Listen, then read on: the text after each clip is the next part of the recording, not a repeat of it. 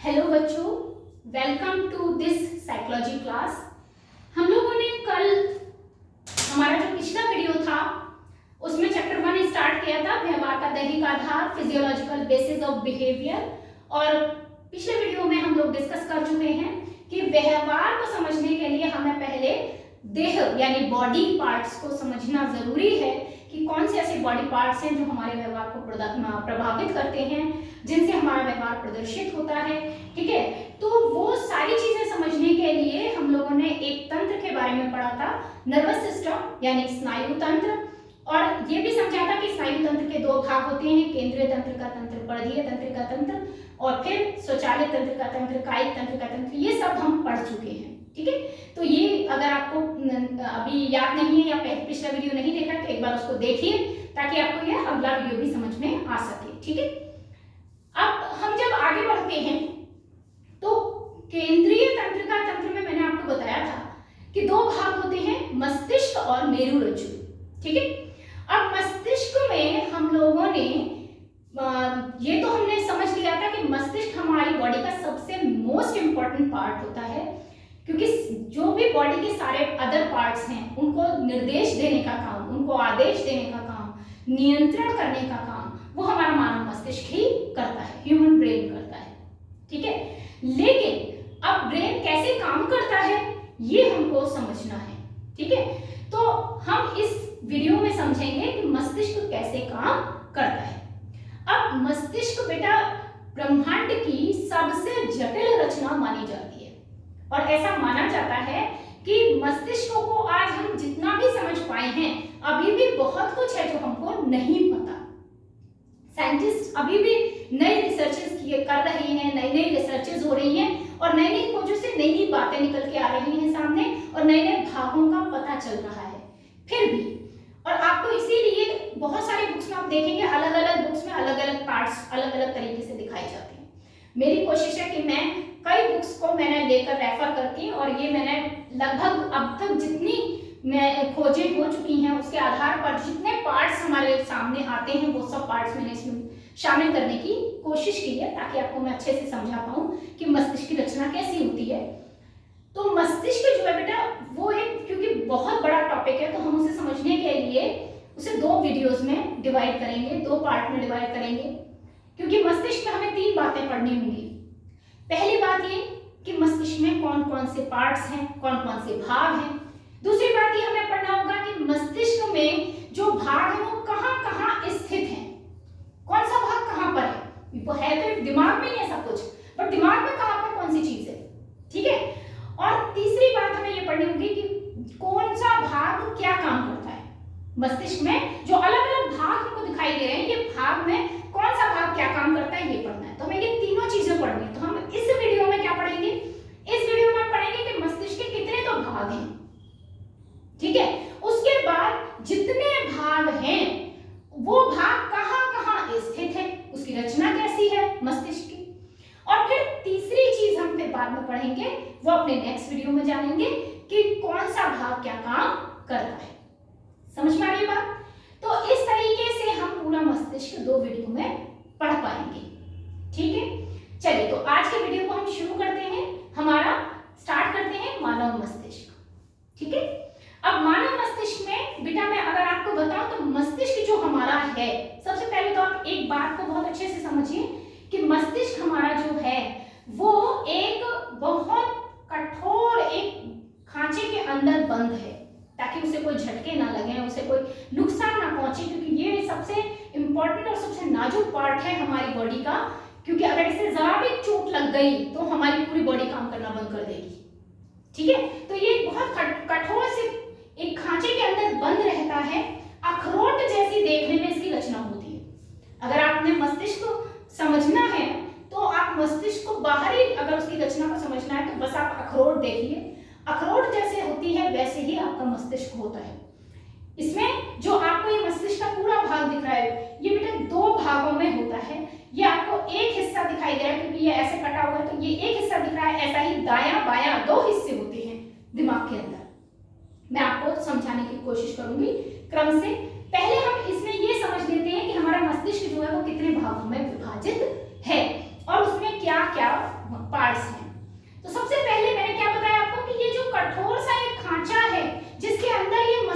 सुरक्षित है, इस कठोर खांचे को हम कहते हैं क्रेनियम। ठीक है, जनरली वैसे हम सामान्य भाषा में क्या कहते हैं, खोपड़ी, स्कल, है ना।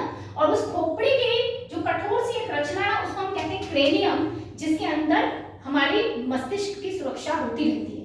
केवल क्रेनियम नहीं है, क्रेनियम के साथ 3 झिल्लियां और हैं। देखिए यहाँ आपको दिखाई दे रही है, एक मैंने 3 अलग अलग रंगों से दिखाई है, ब्राउन, पिंक और रेड।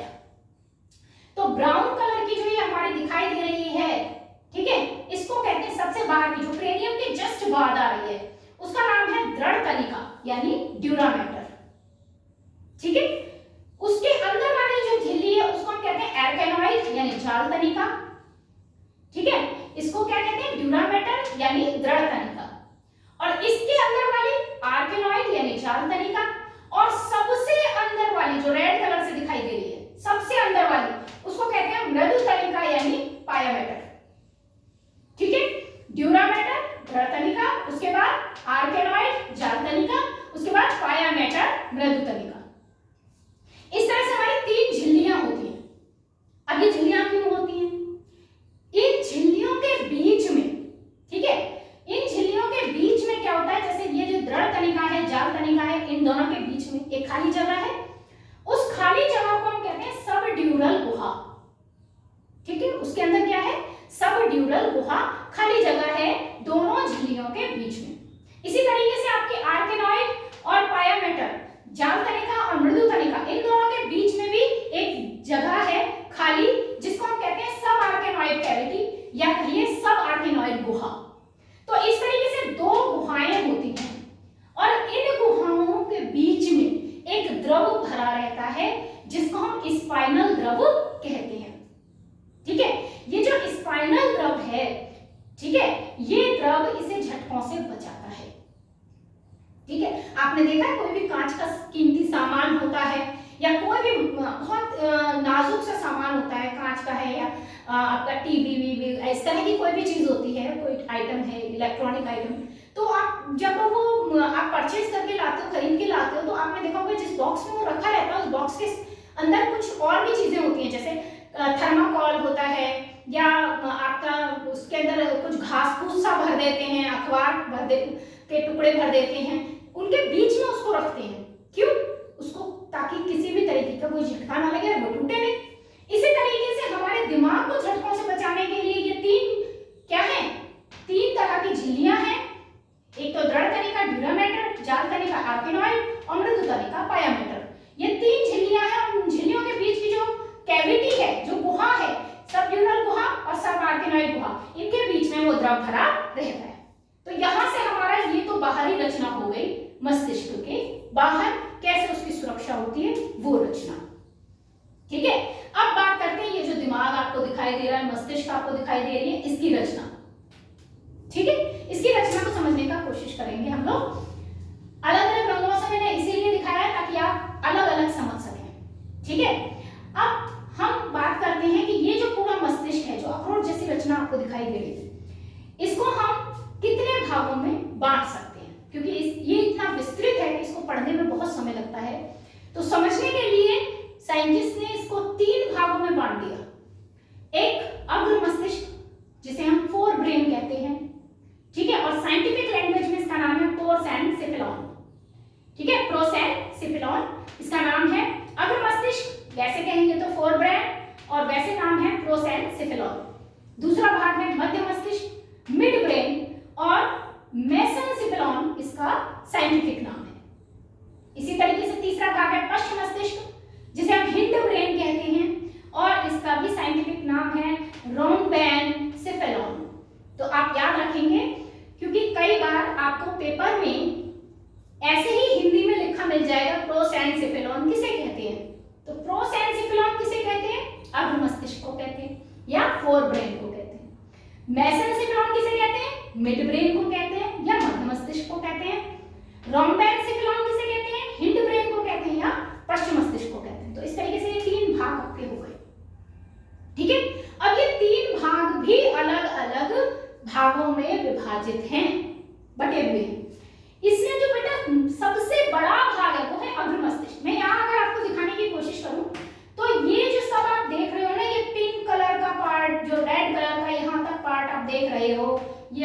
पिंक कलर का पार्ट और प्लस ये वॉयलेट कलर का पार्ट, ये रेड कलर का पार्ट, ये ग्रीन कलर का पार्ट, ये बस ये जो फ्लावर जैसी रचना है इसके ऊपर यहाँ तक, ठीक है, इसके ऊपर वाली जो ये पूरी रचना आप देख रहे हो, प्लस ये ब्लू वाली रचना, प्लस ये पिंक वाली रचना, प्लस ये रेड वाली रचना, प्लस ये पिंक वाली रचना, ये सब कुछ, और ये यहाँ से ये रेड कलर की ये सब कुछ जो आप पूरा पार्ट देख रहे हो ये अग्र मस्तिष्क है। ये आपका क्या है, फोरब्रेन।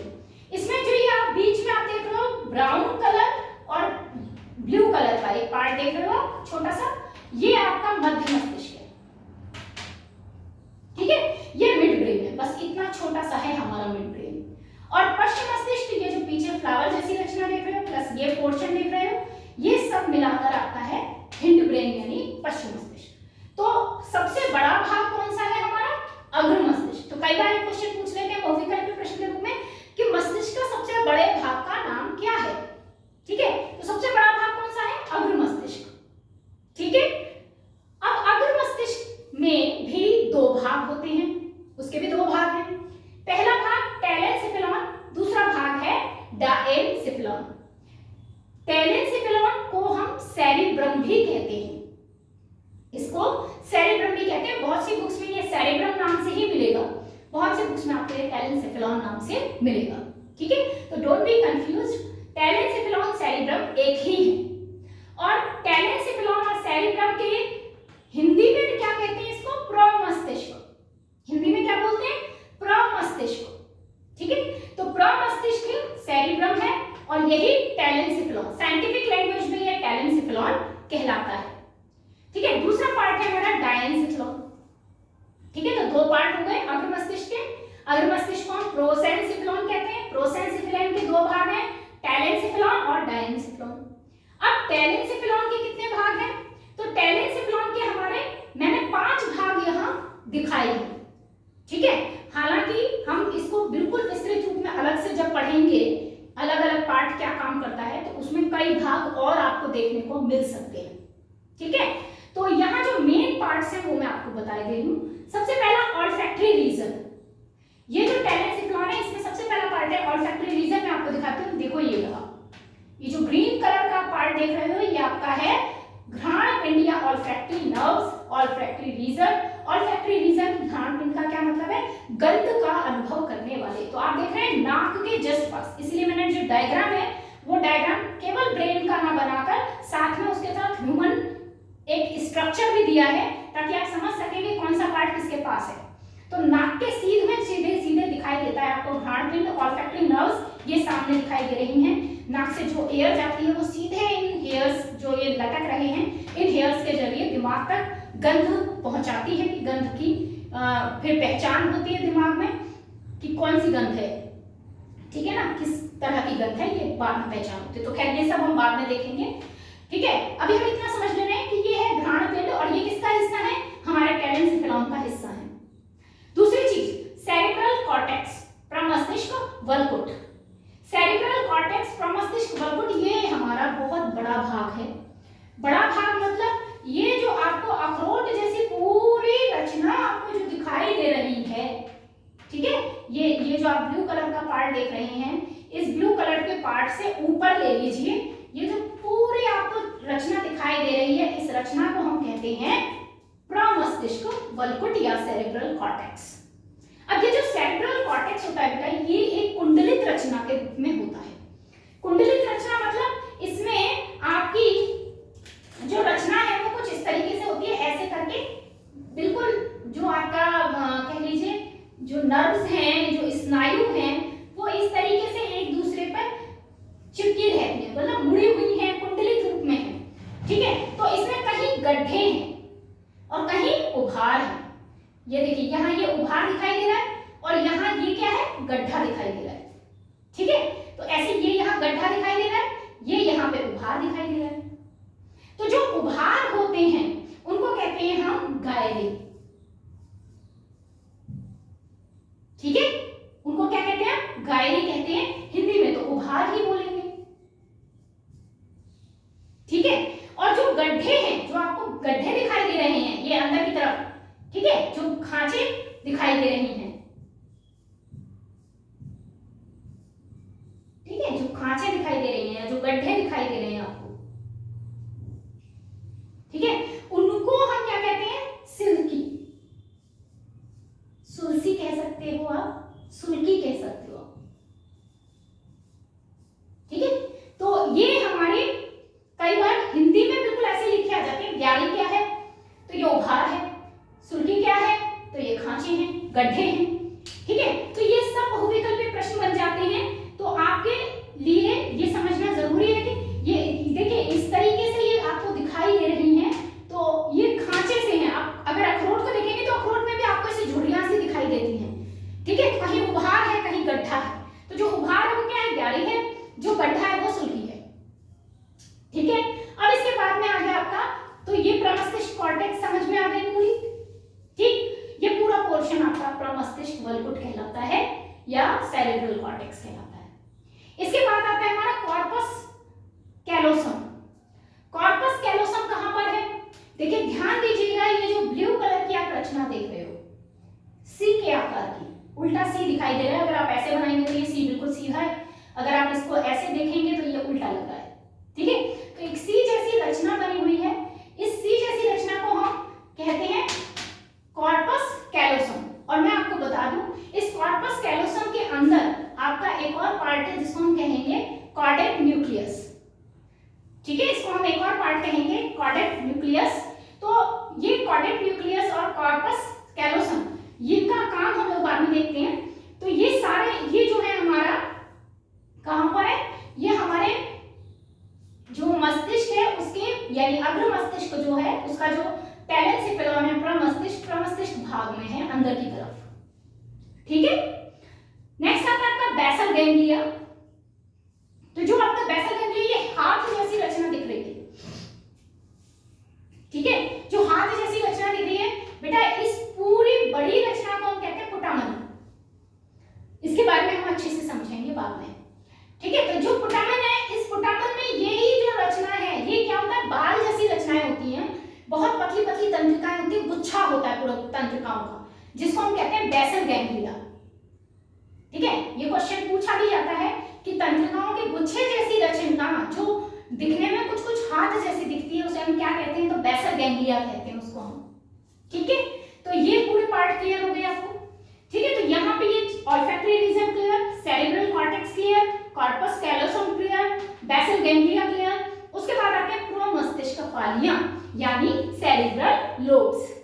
सेरेब्रल लोब्स बेटा हमारी 4 होती हैं, ठीक है, 4 होती हैं। देखो यहाँ साफ साफ आपको दिखाई दे रही है। एक देखिए यहाँ बैंगनी कलर से आपको दिख रही है, और ये यहाँ तक है, ये वाला पोर्शन यहाँ तक है आपका, ये बैंगनी कलर से आपको ये दिखाई दे रही है, ठीक है। और ये यहाँ तक आप देख पा रहे हो, ठीक है। तो ये हमारी कहलाती है फ्रंटल लोब या फ्रंटल पाली। फ्रंट मतलब सामने की। तो हमारे माथे के जस्ट सामने से शुरू होती है माथा, ये हिस्सा आपका माथा कहलाता है। तो ये माथे के जस्ट यहाँ सामने से शुरू होती है और पीछे ये यहाँ तक जा रही है, लगभग आधे सिर तक। सबसे बड़ी पाली होती है फ्रंटल पाली, और सबसे ज्यादा महत्वपूर्ण है क्योंकि काम सबसे ज्यादा ये करती है। कौन कौन से काम करती है ये मैंने अभी बताया, काम हम बाद में पढ़ेंगे, पहले हम सिर्फ रचना देख लेते हैं। तो ये हमारी पाली कहलाती है फ्रंटल पाली। सोचने विचारने का सारा काम इसी का है, ठीक है। इसके अंदर ये 2 पार्ट आपको और दिखाई दे रहे हैं। ये जो दाने दाने से वाले पार्ट को आप देख पा रहे हो, ये है सोमैटोसेंसरी कॉर्टेक्स। सोमैटोसेंसरी कॉर्टेक्स का काम क्या होता है? सेंसेशन करना। सेंसेशन मतलब आंख, नाक, कान, जीभ, त्वचा, आप 5 ज्ञानेंद्रियां पढ़ते हो, और वो 5 ज्ञानेंद्रियां क्या करती है? हमें सेंस कराती हैं। आंख देखने का, ठीक है, हमें प्रकाश का संवेदन कराती है, नाक हमें गंध का संवेदन कराती है, जीभ हमें स्वाद का संवेदन कराती है, जो हमारी त्वचा है वो हमको टच यानी स्पर्श का संवेदन कराती है, कान हमारे ध्वनि का संवेदन कराते हैं। तो ये जो 5 तरह के संवेदन है, उन संवेदनाओं को ग्रहण करने के लिए, ठीक है, वैसे तो आंख, नाक, कान, त्वचा ये सब कर रहे हैं ग्रहण, लेकिन इनसे जब ये दिमाग में पहुंचते हैं तो दिमाग के किस भाग द्वारा ग्रहण किए जाते हैं? सोमैटोसेंसरी कॉर्टेक्स द्वारा। फिर उसके बाद इनको पहचानने का काम दिमाग के अलग अलग हिस्से करते हैं, लेकिन पहुंचते पहले कहां पर है? सोमैटोसेंसरी कॉर्टेक्स में पहुंचते हैं, ठीक है। और इसी तरीके से दूसरा हमारा क्या काम होता है कि चलना की गति करना, पैरों की गति करना, उंगलियों की गति करना, गर्दन की गति कराना, आंखों की गति कराना, ठीक है ना, जीभ की गति कराना। तो जो गति वाले काम है, मोटर एक्शंस हैं हमारे, ठीक है ना, मोशन वाले एक्शंस हैं, तो वो उनको सबको ग्रहण करने का काम कौन करता है? सोमैटो मोटर कॉर्टेक्स। और ये सोमैटो मोटर कॉर्टेक्स ये बिल्कुल सोमैटो सेंसरी कॉर्टेक्स के पीछे की तरफ दिखाई देती है। This is the last part of frontal cortex. ये फ्रंटल कॉर्टेक्स का लास्ट पार्ट है, ठीक है, यहां तक हमारी फ्रंटल कॉर्टेक्स है। इसके बाद जो इसके पीछे वाली कॉर्टेक्स है उसको हम कहते हैं पैराइटल पाली या पैराइटल लोब, ठीक है। तो ये वाली लोब क्या कहलाएगी? पैराइटल लोब, जो रेड और थोड़ा वायलेट कलर लेकर के आपको मैंने दिखाई है, ये है पैराइटल लोब, ठीक है, सेकंड पाली है। उसके बाद थर्ड पाली जो है हमारी, वो हमको दिखाई दे रही है, ये यहाँ पर इस पैराइटल के जस्ट नीचे, और इस पाली का नाम है ऑक्सीपिटल लोब यानी ऑक्सीपिटल पाली। ये पाली हमारी कौन सी पाली है? ऑक्सीपिटल पाली है, ऑक्सीपिटल लोब है, ठीक है। उसके बाद हमारी नेक्स्ट जो पाली आती है वो कौन सी पाली है हमारी? ये हो गई आपकी ऑक्सीपिटल पाली। ऑक्सीपिटल पाली हो गई आपकी, यहाँ ये फ्रंटल पाली हो गई, यहाँ ये आपकी पैराइटल हो गई, यहाँ ऑक्सीपिटल हो गई। अब आती है चौथी पाली जो इन तीनों के नीचे से होकर जा रही है, जिसको हम कहते हैं टेम्पोरल लोब। देखिए वो ऐसे जा रही है, ठीक है, ये दिखाई दे रही है आपको ग्रीन कलर से, ठीक है। तो ये हमारी टेम्पोरल लोब है। तो जो हमारा कॉर्पस कैलोसम था वो टेम्पोरल लोब के नीचे है, टेम्पोरल लोब से जुड़ा हुआ है, टेम्पोरल लोब के नीचे है, ठीक है, आ गया समझ में? तो ये हमारे टेलेंसिफेलॉन के पार्ट हो गए। कौन कौन से? Olfactory region, cerebral cortex, corpus callosum, basal ganglia और सेरेब्रल लोब्स। उसके बाद हम बात करते हैं डायेनसिफेलॉन की। डायेनसिफेलॉन में हमारे तीन पार्ट हमको दिखाई देते हैं। पहला थैलेमस। अब देखो थैलेमस कहाँ है? थैलेमस बेटा देखो यहाँ ये आपको दिखाई दे रहा है थैलेमस, और देखो ध्यान दो, ये जो रेड कलर का रीजन आपको दिख रहा है ये थैलेमस है। जो आपको ये रेड कलर का रीजन आपको दिखाई दे रहा है ये क्या है? आपका थैलेमस है, ठीक है। हम इसके बारे में पढ़ेंगे। हमारे टेम्परेचर को कंट्रोल करता है, बॉडी का जो टेम्परेचर है उसको कंट्रोल करता है, बहुत काम ये भी करता है। पर कौन कौन से हम लोग बाद में देखेंगे, पहले समझ लीजिए कि थैलेमस कहाँ पर है। उसके बाद थैलेमस के जस्ट नीचे, ठीक है, एक और पार्ट आपको दिखाई दे रहा है यहाँ छोटा सा, ये हाइपोथैलेमस है। इसके नीचे यहाँ पर हाइपोथैलेमस है, और हाइपोथैलेमस से ही जुड़ा हुआ हमारा यहाँ पर ब्राउन पार्ट है ना, इसके बगल में ये पार्ट जो दिखाई दे रहा है ये मध्य मस्तिष्क, बहुत छोटा सा पार्ट है, मैंने आपको पहले ही बताया था, ठीक है। तो ये बहुत छोटा सा जो ये पार्ट आपको दिखाई दे रहा है ये आपका मध्य मस्तिष्क है, और ये जो पार्ट आपको दिखाई दे रहा है ये आपका हाइपोथैलेमस है, ठीक है। थैलेमस और हाइपोथैलेमस की वजह से ही हमको टेम्परेचर, अपने बॉडी का टेम्परेचर जो है हमारा वो मेंटेन रहता है, शरीर का ताप मेंटेन रहता है, भूख प्यास ये सब कुछ एहसास, दर्द का एहसास, ये सब हमें हाइपोथैलेमस से होता है। तो थैलेमस और हाइपोथैलेमस बहुत इंपॉर्टेंट है, ठीक है, इनके बारे में और अच्छे से बाद में पढ़ना है, पर लेकिन अभी समझ लीजिए थैलेमस कहाँ है, ये पार्ट हमारा थैलेमस है, ये पार्ट हमारा हाइपोथैलेमस है। इसके बाद विजुअल सेंसेशन, इन पार्ट्स के ही पास हमारा मध्य मस्तिष्क है बेटा। मध्य मस्तिष्क और हमारा डायेनसिफेलॉन, ये दो पार्ट मिल गए। देखिए ये पूरा हिस्सा हमारा डायेनसिफेलॉन कहलाता है, ये वाला हिस्सा जो ये एक एसएससी करके आ रहा है और ये घूम के जा रहा है, इस हाथ के ऊपर से आ रहा है, ये जो हाथ जैसी रचना आपको दिख रही है इसके ऊपर से आ रहा है ये, और ऊपर से आकर नीचे ऐसे जा रहा है। तो ये पूरा पार्ट हमारा डायेनसिफेलॉन कहलाता है। इस डायेनसिफेलॉन में ऊपर वाले हिस्से को थैलेमस कहते हैं, नीचे वाले हिस्से को हाइपोथैलेमस कहते हैं, और इसके अंदर की तरफ के इसी पार्ट को हम कहते हैं विजुअल सेंसेशन। ये जो मैंने खाली सा छोड़ दिया है ये विजुअल सेंसेशन कराता है। ये विजुअल सेंसेशन अलग अकेला नहीं करता, मिड ब्रेन के साथ करता है, मध्य मस्तिष्क के साथ करता है। आगे समझ में? मध्य मस्तिष्क के साथ मिलकर के ये हमारा क्या कराता है? विजुअल सेंसेशन कराता है। तो ये हमारा, इसका कुछ पार्ट हमारा फोर ब्रेन में जाता है और कुछ पार्ट हमारा मिड ब्रेन में जाता है। अब हमारा जो मिड ब्रेन है उसकी क्या पार्ट है? तो मिड ब्रेन यहाँ आपको दो पार्ट में दिखाई दे रहा है मिड ब्रेन, ठीक है। तो जो हमारा मिड ब्रेन है, एक इसमें होता है सुपीरियर टेक्टम, एक पार्ट है जो बड़ा है थोड़ा सुपीरियर टेक्टम, और दूसरा उससे थोड़ा छोटा है इंफीरियर टेक्टम, ठीक है। सुपीरियर टेक्टम, इंफीरियर टेक्टम, दो पार्ट हमको मेन जो हमारा मध्य मस्तिष्क मस्तिष्क उसमें दिखाई दे रहे हैं। यह है सुपीरियर टेक्टम और यह है इंफीरियर टेक्टम। ठीक है, तो हमारे ये दो पार्ट्स आपको दिखाई दे रहे हैं मिड ब्रेन के। ठीक, इसके अलावा टेगमेंटम, टेगमेंटम ये जो विजुअल आपको सेंसेशन वाला पोर्शन मैंने आपको दिखाया था, यहाँ पर तंत्रिकाओं का एक गुच्छा होता है जिसे हम टेगमेंटम कहते हैं। ठीक है, तो इस तरीके से बस ये इतना सा पोर्शन जो है ये हमारा मिड ब्रेन है। क्लियर हो गया? अब मिड ब्रेन के बाद हम बात करते हैं हिंड ब्रेन यानी पश्चिम मस्तिष्क की। ठीक है, रोम्बेनसेफेलॉन यानी पश्चिम मस्तिष्क यानी हिंड ब्रेन। हिंड ब्रेन को हम दो भागों में बांट सकते हैं। पश्चिम मस्तिष्क को भी हम दो भागों में बांट सकते हैं। देखिए, अग्र मस्तिष्क को भी हमने दो भागों में बांटा था और पश्चिम मस्तिष्क को भी हम दो भागों में बांटेंगे। तो पश्चिम मस्तिष्क के दो भाग कौन से? एक तो है मेटेनसेफेलॉन, एक क्या है? मेटेनसेफेलॉन अनुमस्तिष्क। ठीक है, मेटेनसेफेलॉन अनुमस्तिष्क, ये जो पार्ट आपको फूल जैसी रचना एक दिखाई दे रही है, फ्लावर जैसी रचना आपको दिखाई दे रही है, या कह लीजिए ऊन का गोला होता है ना, कुछ कुछ वैसी दिख रही है, इस रचना को हम कहते हैं अनुमस्तिष्क और इंग्लिश में कहते हैं इसको सेरिबेलम। ठीक है, सेरिबेलम, इससे पहले हम एक नाम और पढ़ चुके हैं सेरिब्रम, तो डोंट बी कंफ्यूज्ड। ठीक है, सेरिब्रम बहुत विशाल है, ये प्रोमस्तिष्क है पूरा। ठीक है, और ये जो सेरिबेलम है इससे छोटा है काफी और ये अनुमस्तिष्क है। आपको मैं बता दूं, यही वो पार्ट है जिसको हम कहते हैं लघु मस्तिष्क। इसको हिंदी में कहते हैं हम लघु मस्तिष्क। लघु मस्तिष्क, छोटा दिमाग। आपको याद हो तो एक मूवी थी क्रांतिवीर, उसमें नाना पाटेकर को जब थप्पड़ मारते हैं उनके पिताजी, तो वो कहते हैं कि मेरे पीछे मत मारिए, पीछे तो छोटा दिमाग होता है। तो हमारी देखिए बिल्कुल पीछे के पोर्शन में ये दिमाग दिखाई दे रहा है। ठीक है, तो ये वाला जो पार्ट है इसी को हम कहते हैं लघु मस्तिष्क, क्योंकि ये बहुत इंपॉर्टेंट है, हमारी बॉडी को कंट्रोल करता है, चलने फिरने में बैलेंस बनाता है। ठीक है, हम दो पैरों पर चल पा रहे हैं इस अनुमस्तिष्क की बदौलत।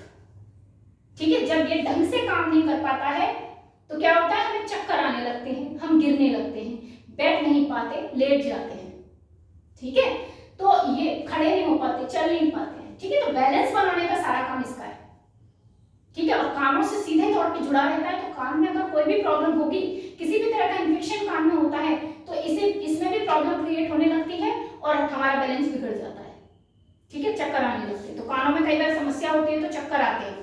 तो कानों में समस्या से चक्करों का क्या संबंध है कि हमारा कान से ये डायरेक्टली कनेक्टेड रहता है अनुमस्तिष्क, क्योंकि ये श्रवण केंद्र है हमारा, यहाँ से हम सुनने का जो पूरा काम है वो यहीं से हो रहा है। वो बाद में देखेंगे, इसको अच्छे से समझेंगे। बट लेकिन सेरिबेलम जो है ये आपका लघु मस्तिष्क है और बैलेंस बनाने का काम करता है, छोटा दिमाग कहलाता है। उसके बाद जो हमारा मेटेनसेफेलॉन है, इसका एक पार्ट तो हमने देख लिया, सेरिबेलम है, और दूसरा पार्ट है पोन्स। पोन्स जिसे हिंदी में हम कहते हैं सेतु। तो हमारा ये जो सेतु है ये कहां पर दिखाई दे रहा है? देखो, ये ऊपर का ये जो पोर्शन आप देख रहे हो, ये पार्ट, ये हमारा कहलाता है, ये यहाँ पे मैंने लिखा नहीं है, पोन्स। ये वाला पोर्शन आपका पोन्स है। ठीक है, ये यहाँ पर जो हिस्सा दिखाई दे रहा है ये है आपका पोन्स। इस पोन्स के नीचे देखिए, आपको यहाँ पर एक खांच दिख रही है, फिर यहाँ पे दूसरी खांच दिख रही है, फिर ये नीचे जा रही है। तो ये जो दूसरी खांच वाला हिस्सा है इसे कहते हैं मेडुला ऑब्लांगेटा। ठीक है, और इससे ऊपर वाला हिस्सा इसको कहते हैं पोन्स। आगे समझ में? अब जो हमारा मेडुला ऑब्लांगेटा है ये हमारा दूसरा भाग आता है पश्चिम मस्तिष्क का, माइलेनसेफेलॉन। माइलेनसेफेलॉन जिसे हिंदी में कहते हैं निम्न पश्चिम मस्तिष्क, माइलेनसेफेलॉन का भाग है। ठीक है, तो माइलेनसेफेलॉन में दो हिस्से होते हैं, एक तो है मेडुला ऑब्लांगेटा जो मैंने बताया पोन्स के जस्ट नीचे है, और पोन्स के जस्ट नीचे जो मेडुला ऑब्लांगेटा है उसके जस्ट नीचे जो लंबी सी एक नली जैसी रचना आपकी जा रही है, इसको हम स्पाइनल कॉर्ड या सुषुम्ना शीट्स कहते हैं, जो आपकी रीढ़ की हड्डी के साथ नीचे तक बैक तक जा रही है पूरा। ठीक है, और ये है मेरुरज्जु, यही मेरुरज्जु है, सुषुम्ना।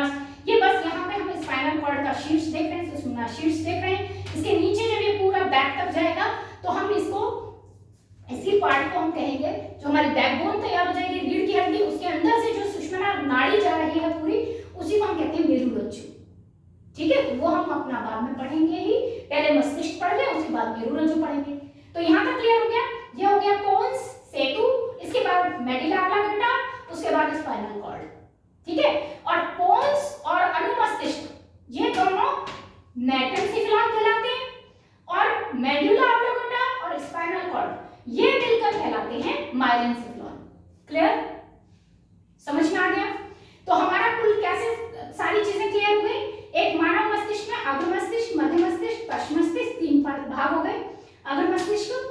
दो भाग हैं, टेलेंसेफेलॉन, डायनेसेफेलॉन। टेलेंसेफेलॉन को हम प्रमस्तिष्क भी कहते हैं।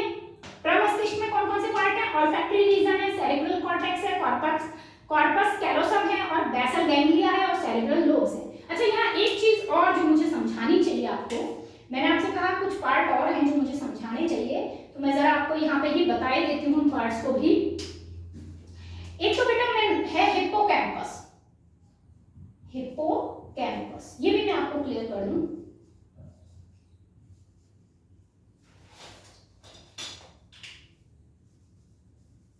ठीक है, तो ये वाला भाग भी हम देख लेते हैं, हिप्पोकैम्पस क्या है। और एक और पार्ट हिप्पोकैम्पस के साथ आता है एमाइगडाला।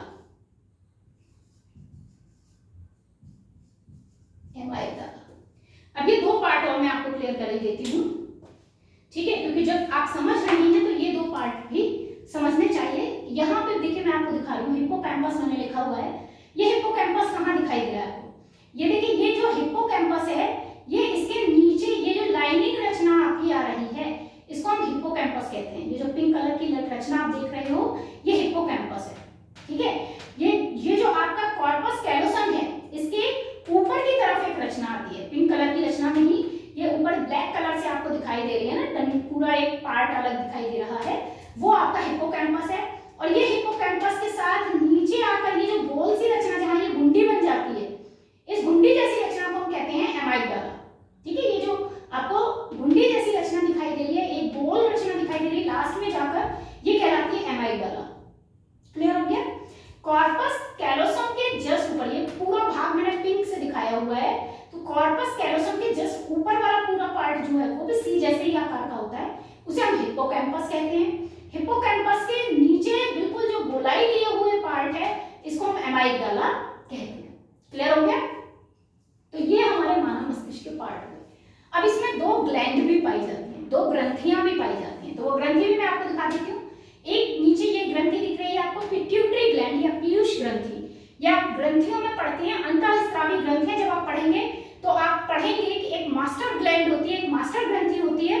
10th में भी आप लोग साइंस में इस चीज को पढ़ते हैं। पीयूष ग्रंथि या पिट्यूटरी ग्लैंड एक ग्रंथि होती है, ठीक है, जो मास्टर ग्लैंड यानी सारी ग्रंथियों को नियंत्रित करती है। और ग्रंथियां क्या करती हैं? हार्मोन निकालती हैं, अलग अलग तरह के हार्मोन इनसे निकलते हैं। पीयूष ग्रंथि हमारी वृद्धि के लिए, शरीर की वृद्धि के लिए भी उत्तरदायी होती है। इससे एक हार्मोन निकलता है GSH, ग्रोथ स्टिमुलेटिंग हार्मोन, और उस हार्मोन की वृद्धि जो आपका है शरीर की, वो इसी हार्मोन की बदौलत होती है। तो पीयूष ग्रंथि हमारी इस हार्मोन को रिलीज करती है। इसके अलावा बहुत सारे और काम हैं पीयूष ग्रंथि के, जो हम आगे इन फ्यूचर जो वीडियोज हैं उनमें पढ़ेंगे। इसके अलावा एक छोटी सी आपको गोल रचना और दिख रही है, इस गोल रचना को हम कहते हैं पिनियल ग्रंथि यानी पिनियल ग्लैंड। ये भी एक तरह की ग्रंथि है। ये ग्रंथि आपका सेरोटोनिन हार्मोन, मेलाटोनिन हार्मोन, ठीक है, मेलानिन हार्मोन, ठीक है, इसी तरीके से आपका कार्टिसोल हार्मोन, बहुत सारे हार्मोन्स हैं जिनको ये रिलीज करती है। और ये हमारी एक तरह से जैविक घड़ी है।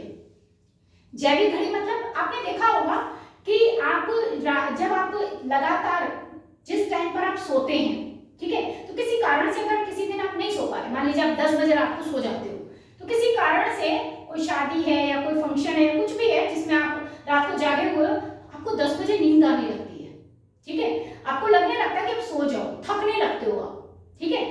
इसी तरीके से क्या होता है कि आपको भूख, अगर मान लीजिए आप 10 बजे खाना खा लेते हो सुबह के टाइम, और 10 बजे आप नाश्ता करते हो या कुछ भी, और मान लो किसी कारण से आपका व्रत है या कुछ भी है, फास्ट है, जो भी व्हाटएवर रीजन, तो वो आप खाना नहीं खा पा रहे हो, तो आपको भूख लगने लगती है, आपको एकदम से ऐसा लगने लगता है कि नहीं कुछ खाना है, कुछ भूख लग रही है। तो वो सब किसकी वजह से होता है? जैविक घड़ी। ये है आपकी पिनियल ग्रंथि। ये तुरंत वो सारे हार्मोन रिलीज करने लगती है जिससे आपको एहसास हो कि आप हर दिन इस टाइम पर ये काम कर लेते हो, तो आज भी आपको ये काम इस टाइम पर कर लेना चाहिए, ठीक है।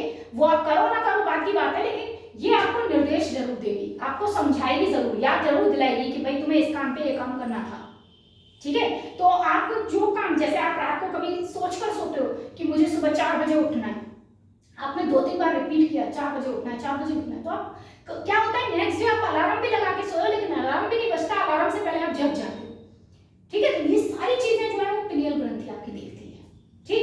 तो ये सब हमारा हो गया पूरा ब्रेन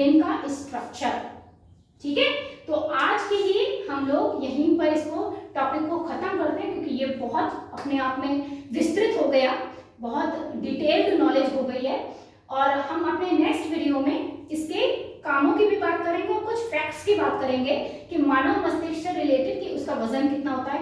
मैं बताना अभी भी चाह रही हूँ बट लेकिन बहुत ज़्यादा बड़ा हो जाएगा आपका वीडियो, ठीक है। तो पहले इतना आप समझ लीजिए, इसको अच्छे से समझ लीजिए ध्यान से, एक बार वीडियो देख करके, दोबारा देख करके, जैसे जैसे आपको समझ में आए। डायग्राम की आप अच्छी प्रैक्टिस कीजिए, क्योंकि डायग्राम की जब आप प्रैक्टिस कर लेते हैं तो आपको पता चल जाता है कौन सा भाग कहाँ पर है, तो आपको ज्यादा सोचना नहीं पड़ता, ठीक है। तो ये आप लोग अच्छे से पहले तैयार कर लीजिए, तब तक हम लोग नेक्स्ट वीडियो में इसका कार्य जो है, अलग अलग भागों के क्या क्या काम है, कौन सा आपका भाग क्या काम करता है, इस सब के बारे में हम नेक्स्ट वीडियो में पढ़ेंगे, ठीक है। Okay, thank you. और अगर कोई समस्या है तो मुझसे पूछिए।